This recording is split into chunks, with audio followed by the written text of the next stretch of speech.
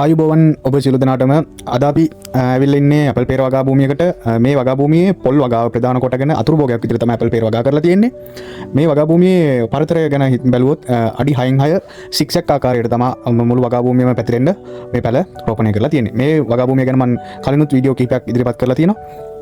මේ වගා භූමිය අද ප්‍රධාන ලෙසම අපි කරන්නේ කප්පාදුව. මොකද අපි ට්‍රීට්මන්ට් කරලා දැන් මාසයක් විතර ඇතුළත අඟල් 6ට 8ට තිබ්බ පැල අඩි 2.5 3ක් වගේ උස වෙලා තියෙන නිසා තියෙන වැඩි මනක් අතු ටික අයින් කරලා සැකිල්ල හදා ගන්න තමයි අපි මේකේ මොනේ අද ප්‍රධාන ලෙසම මේ වීඩියෝ ගෙනෙන්නේ. මේ වගාව කොහොමද කප්පාදු කරන්නේ කියන එක ගැන තමයි අද. ඒ වගේම අපි මේ වගාවේ මුලින් කරේ ජලවාහන පද්ධතිය උසස් කිරීමේ හින්දා කාණු පද්ධතියක් යොදා ගත්තා.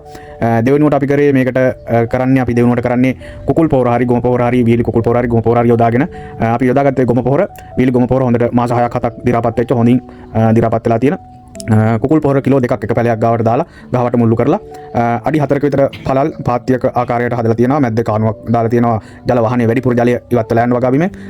මේ සඳහා යොදාගෙන තියෙන ජල සම්පාදන ක්‍රමය තමයි ශුද්ධ විසුරුම් ජල සම්පාදනය කරන එක මිනි ස්ප්‍රින්ක්ලර් ක්‍රමය. මේ දේවල් භාවිත කරලා මේ වගාව කරන්නේ. දැන් අපි බලමු මේ වගා භූමියේ කප්පාදුව කොහොමද කරන්න කියලා. මේ වගා භූමියේ කප්පාදුව කරනකොට අනිත් වගාවන් වගේ කප්පාදු කරන්න පොඩ්ඩක් තරමක් අපහසුයි. මොකද අපි මේකේ පැල යොදලා තියෙන්නේ අඩි 6න් 6 ළඟ පරතරවල කියන්නේ ළඟම පරතර වලින්. එතකොට කප්පාදු කරලා ගහ ගොඩක් විවෘත කරගන්න බෑ. අතු ගොඩක් දුරට යවන්න බෑ. මොකද එතකොට තවත් පෙර ගහකට හරි පොල් පැලයට හරි හානි වෙනවා. හිරු එළිය ලබා ගැනීමේදී තරඟකාරීත්වය ඇති වෙන නිසා අපි මේ කප්පාදුවේදී ගහ මුලින්ම කරන්නේ උස්සලා ගන්න එක. අනිත් කප්පාදුවට වඩා පොඩ්ඩක් උස්සලා අරගෙන ගහේ වට ප්‍රමාණය අඩු කරලා වැඩි අතු ප්‍රමාණයක් ගන්න එක තමයි ගහේ මැද්දට හොඳට අවු වැටෙන්න සකසා ගන්න එක තමයි අපි කරන්නේ.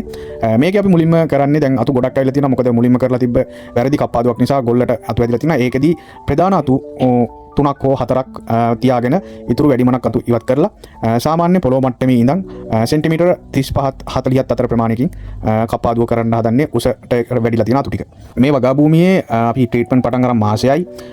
මුලින්ම අපි කරේ ජල වහන පද්ධතිය සකස් කිරීම. දෙවනුව අපි කරේ පසට අවශ්‍ය කාබනික කැටායන ප්‍රමාණය වැඩි කරන්න, පස සුසංහායනය කරන්න, ඒ කියන්නේ ස්පොන්ජ් ගතියක් වගේ හොඳට මුල් වලට හොඳට වර්ධනය වෙන්න අවශ්‍ය විදියට ගොම පොහොර හරි කාබනික පොහොරක් එකතු කරගන්න එක. ඒකම අපි මේට ශාක පෝෂක දියර ශාක පෝෂක අවශ්‍ය දේවල් ඒ දේ ලබා දීලා තියෙනවා. බූස්ටර් එකක් විදියට මිශ්‍රණයක්. ඒකත් යොදාගෙන තාම අපි මේකට මූලික පොහොර යොදාගත්තේ නැහැ. පොහොර යොදලා නැහැ. මේකට තාම මේ වැඩ ටික ඉවර කරලා තමයි අපිට මාස දෙකක් විතර ගියට පස්සේ මාසයක් විතර ගියට පස්සේ තමයි අපි මූලික පොහොර යාරමිලා කම්ප්ලෙක්ස් විදියට යොදා ගන්න සැලසුම් කරලා තියෙන්නේ.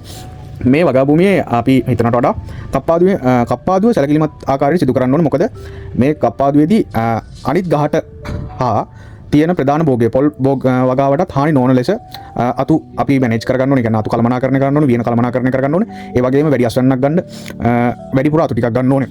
මේ දේවල් සලකා බලලා තමයි මේකේ මේ වගාවේ කප්පාදුව සිදු කරන්නේ. මෙන්න මේ ආකාරයට අපි මේ දැන් මේ වගාවට මාස දෙකක් විතර වෙන නිසා අපි තාමත් හොඳින් අතු ටික හදා ගන්න ඕනේ නින්දා මෙහි ඇති වෙන මේ ලේයර් පැලවල ඇති වෙන මල් හා ගෙඩි ටික ඉවත් කරනවා. මාස 4ක් 5ක් යනකම් හොඳට අපිට ශක්තිමත් අතු ටිකක් හදා ගන්න ඕනේ. නින්දා ශක්තිමත් කඳක් හදා ගන්න ඕනේ. නින්දා ඒවට ඒකෙන් ඇති වෙන මල් හා ගෙඩි ටික අයින් කරලා මාස 6කට විතර පස්සේ තමයි අපි මල් ටික ගෙඩි ටික ඉතුරු කරන්න බලාපොරොත්තු වෙන්නේ. ඉතින් ගොවියනි මේ වගේ පෙර වගාව සම්බන්ධ තාක්ෂණික වීඩියෝවක් සමගින් හමු වෙනතුරු ඔබ සියලු දෙනාටම ස්තුතියි.